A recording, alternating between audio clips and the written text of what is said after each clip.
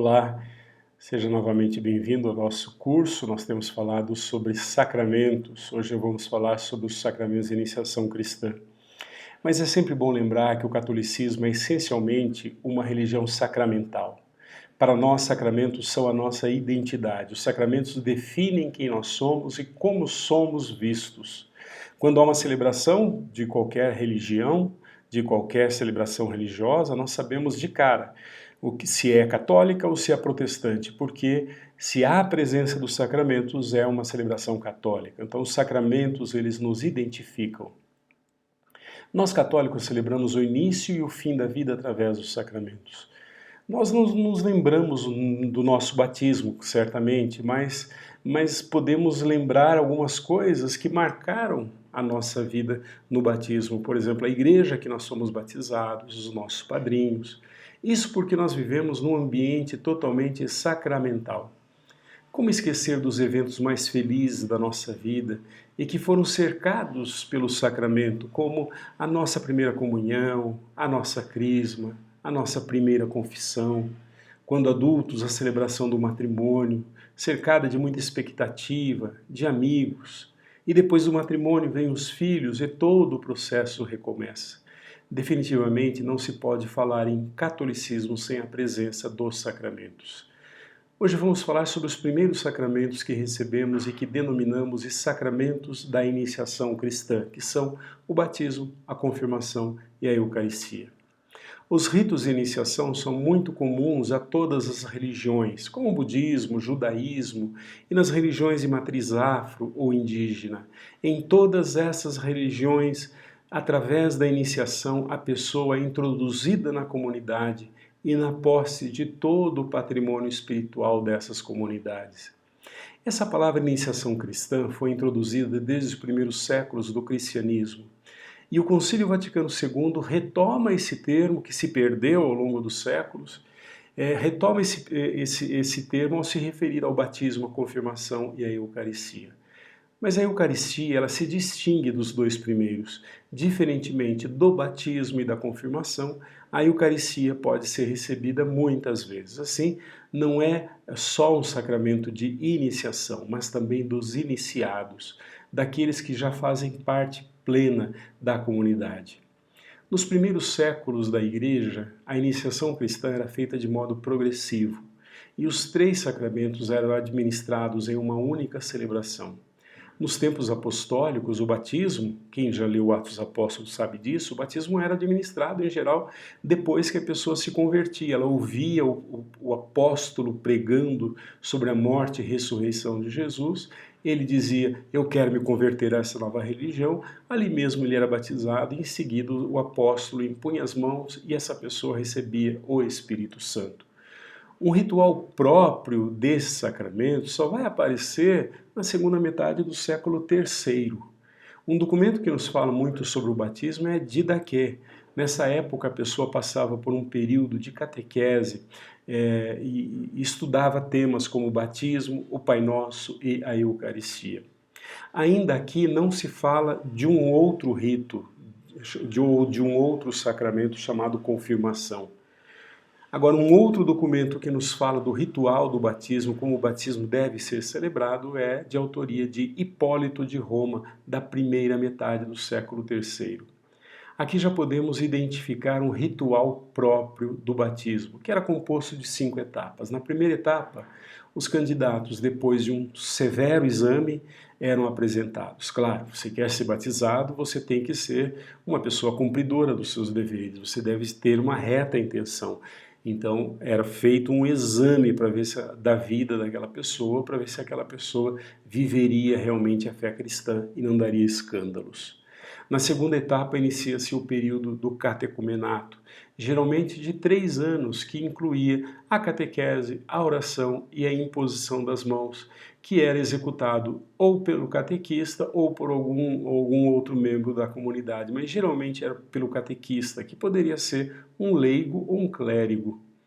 Em seguida havia a preparação já próxima do batismo. A partir daqui o candidato é chamado de eleito. Aqui também há uma imposição de mãos e um exorcismo. Lembre-se que exorcismo não se refere a tirar demônio de ninguém, mas significa dizer que aquela pessoa está abandonando as obras das trevas e abraçando as obras da luz, simplesmente isso. E depois disso seguia-se uma etapa de iniciação sacramental que constava de diversos momentos.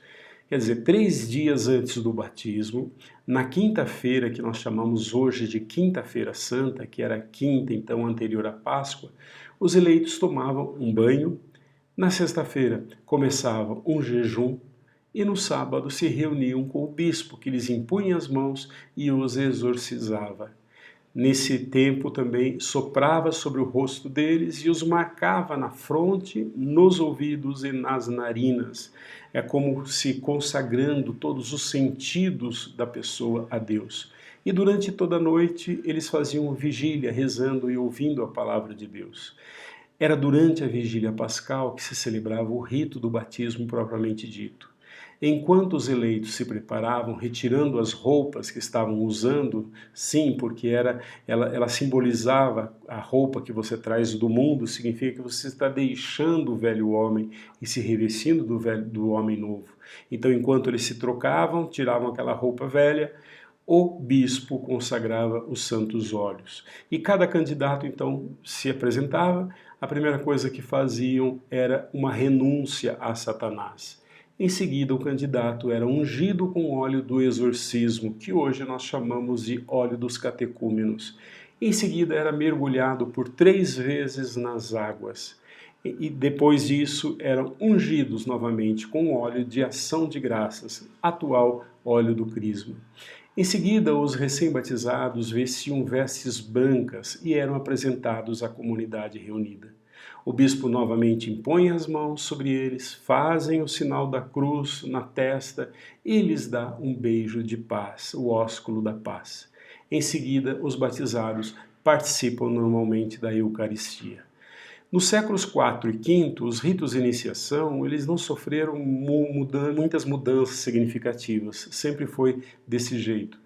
Só dos séculos VI ao X que nós temos 2 documentos importantes que falam sobre os ritos de iniciação. O primeiro é o Sacramentário Gelasiano Antigo e o segundo, o Ordo Romanus. Conforme esses documentos, a iniciação se realizava numa única celebração com a recepção dos 3 sacramentos. O batismo se realizava com a tríplice imersão do candidato e em seguida uma interrogação sobre a fé desses candidatos, aquilo que nós ouvimos hoje. Crês em Deus Pai Todo-Poderoso? Creio. Crês em Jesus Cristo, seu Filho? Creio. Então, isso foi introduzido a partir do século VI. A confirmação se realiza em seguida com uma oração que contém os 7 dons do Espírito Santo. Então, nós já podemos ouvir falar do sacramento da confirmação nesses séculos. Agora, do século X ao século XX, portanto 10 séculos, até o Concílio Vaticano II, o batismo se descola da Páscoa, não é mais celebrado na Páscoa. Por quê? Por causa dos inúmeros batizados e recém-nascidos. Se torna então uma prática comum. Naquele esquema, a gente tinha aquele esquema porque eram adultos, agora nós temos crianças. A preparação que havia, isso não quer dizer que antigamente não havia crianças também, havia batismo de crianças desde o primeiro século. Quando o pai se convertia, toda a família era batizada.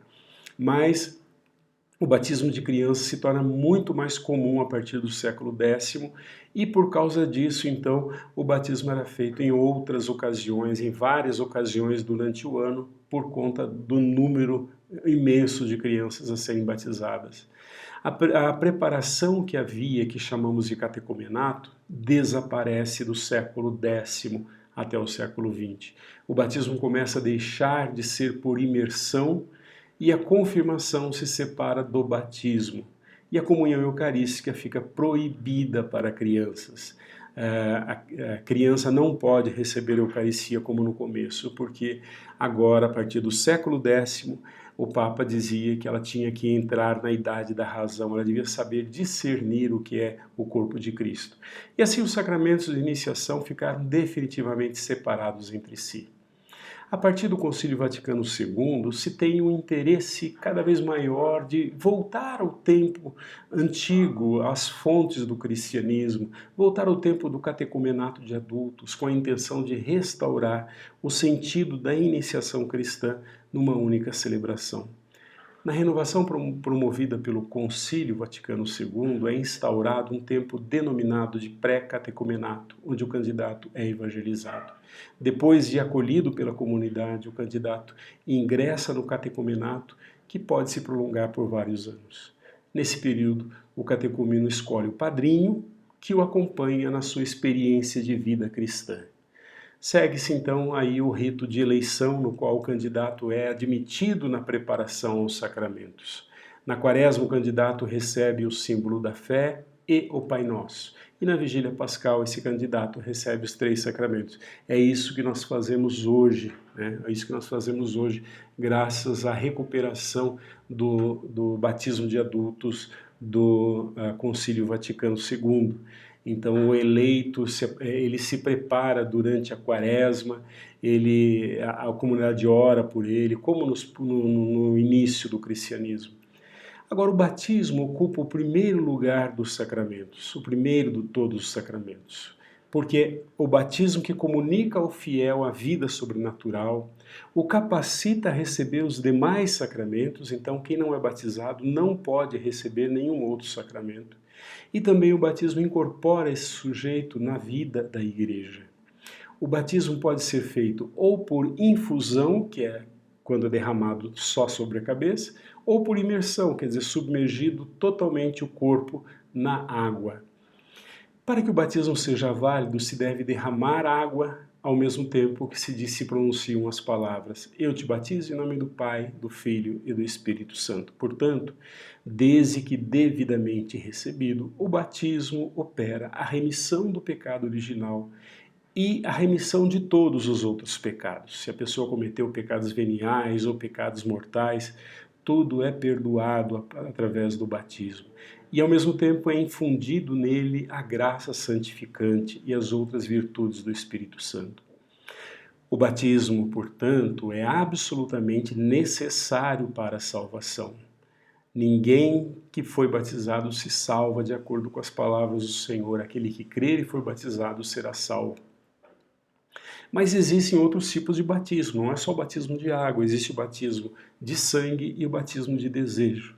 O de sangue se refere aos mártires da fé, que nem completaram o seu tempo de catecumenato, eles deram a vida pelo Cristo, foram perseguidos e mortos naquelas arenas romanas, como a gente vê muito nos filmes, né?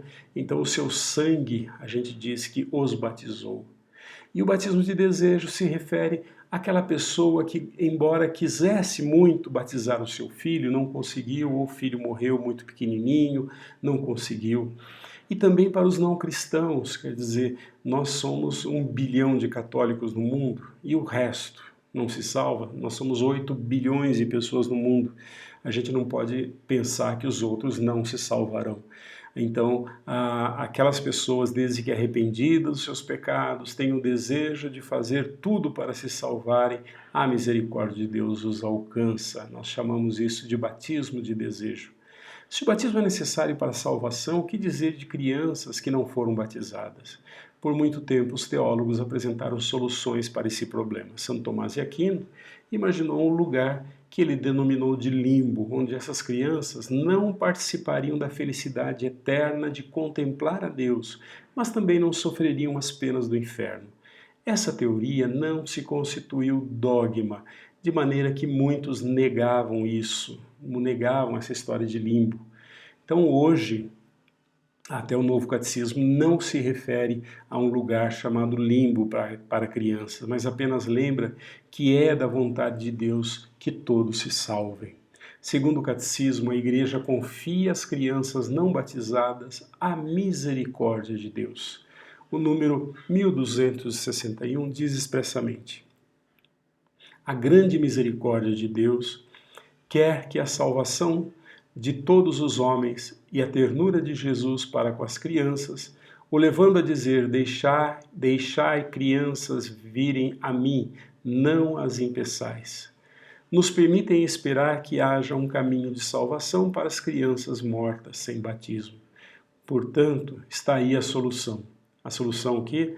A misericórdia de Deus, que não quer que ninguém se perca, que ninguém vá para o inferno, que ninguém perca a vida eterna junto com Ele. Então, a vontade de Deus é que todas as crianças, mesmo aquelas que não foram batizadas, sejam consideradas batizadas pela fé da Igreja Católica. Até uma próxima oportunidade.